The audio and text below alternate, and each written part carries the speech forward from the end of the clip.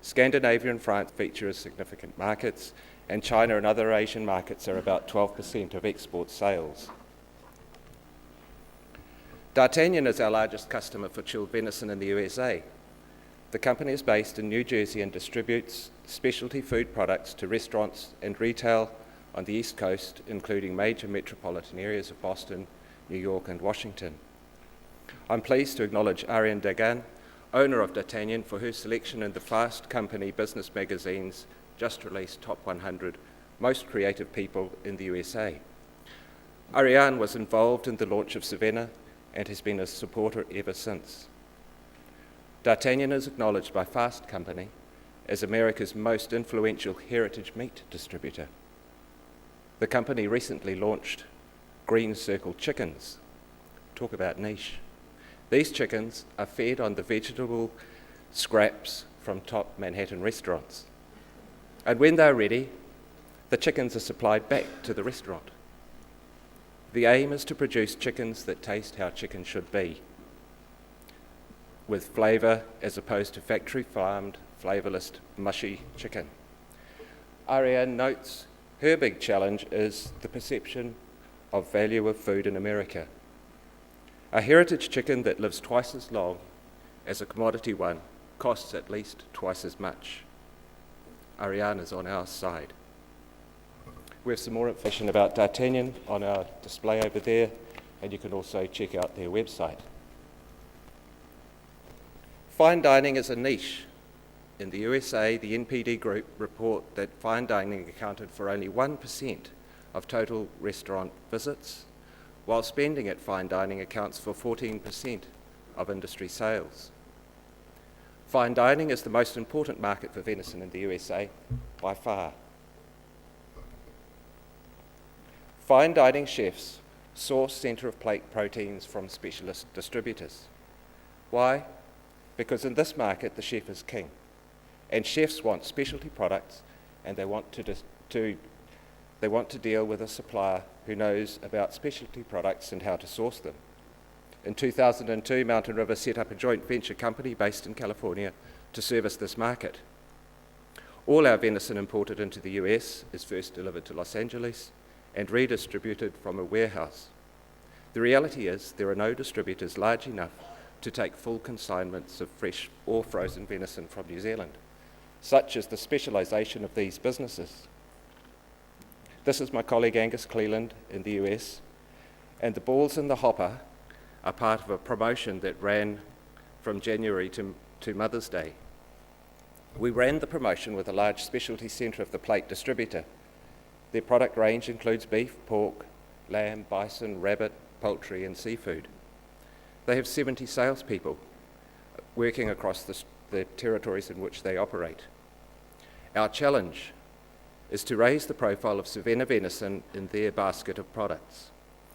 The key is to educate and motivate the salespeople so they talk Savannah venison to their customers.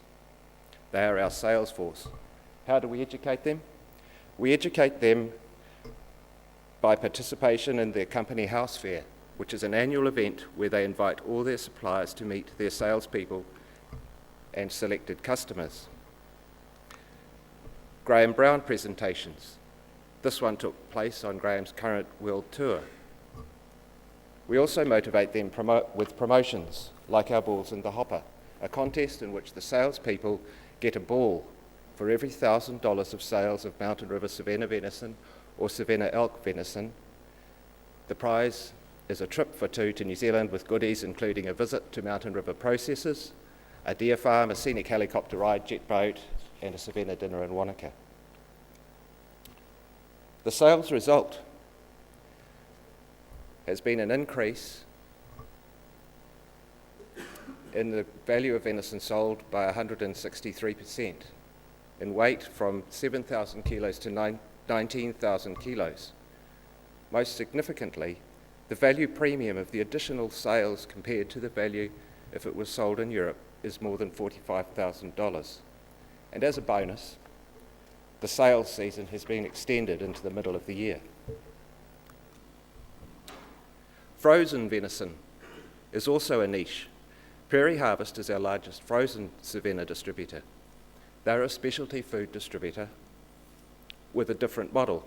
Steve, on the phone, is the principal of the company. He was a chef, and through his knowledge is able to talk to chefs with credibility and recommend the best menu options and products customised to a restaurant's menu position. About half our sales in the US are frozen products. The market is largely in the centre of the country and in the mountain areas where distribution of chilled products is more difficult. Prairie Harvest provides us with a separate channel for supplying frozen Savannah to meet the logistic and price point requirements of this market. If a customer won't pay a premium for chilled, we can offer frozen. In a similar vein, we developed with Prairie Harvest a cut called Petite Tender. This is a lovely piece of meat. It's consistent in shape and texture and has great flavour. It is a cut from the shoulder.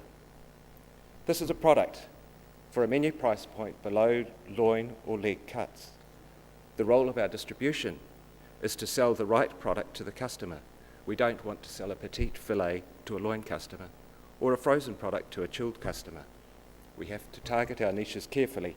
Having options enables us to expand the potential market for our product, not just the top 1% of fine dining establishments, but we can enter into the 10% of restaurants in the casual and mid-scale segment as well.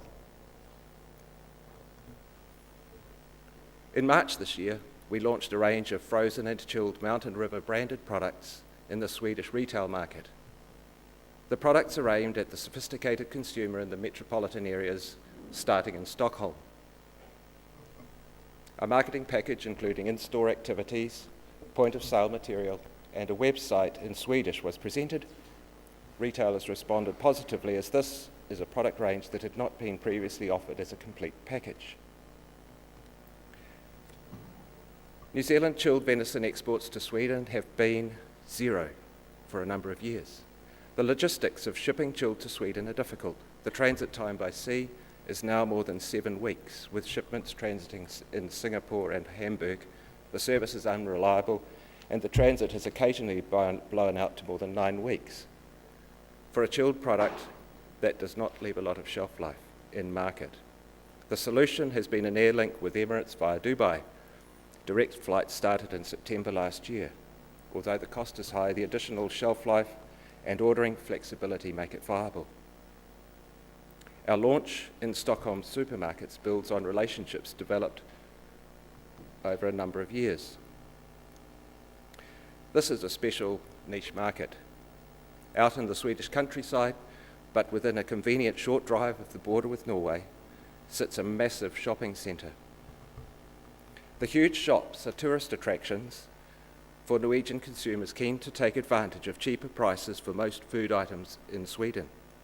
Venison imports to Norway are under a quota, and the cost of the quota is currently $13 per kilogram. So meat in Norway is expensive. Our products have been doing well in the border shops for a number of years. They sell a lot of bulk items. Through our connections with the retailers, we learnt that certain sizes work better than others. We found a leg roast around 1 kilogram sold better than a leg roast 2 kilograms. A loin at 1 to 1.5 kilograms, for example, sold better than a 2 to 3 kilogram loin. We also learnt that they like consistency and quality. They tried Spanish venison, but found the rate of return for quality issues was too high. As our sales in the border shops increased, our team in Sweden started to look into the retail in other parts of Sweden. It was clear we needed a more sophisticated product range and marketing approach, because we would need to compete on more than price, the driver of sales in the border shops. An exciting aspect about Sweden is that they're used to eating venison all year round: reindeer, elk, and to a lesser extent, red deer venison. What we don't know yet is whether the market will be bigger for premium priced chilled or premium priced frozen. China could be the ultimate niche market. With its massive size and regional and cultural diversity, we're going to have to be very careful to target a niche market that is small enough. At the moment, the niche market for venison is too small. Here is a venison chop in retail in Shanghai it must be the most expensive retail venison in the world at $155 a kilogram. Or this internet retailers offer at $135 a kilogram. Sales are very small. However, the success of fresh milk exporters tells us there is a market for premium priced quality branded New Zealand products. But most people in China are not familiar with eating venison, so we're going to have to work hard to get premium prices for our product.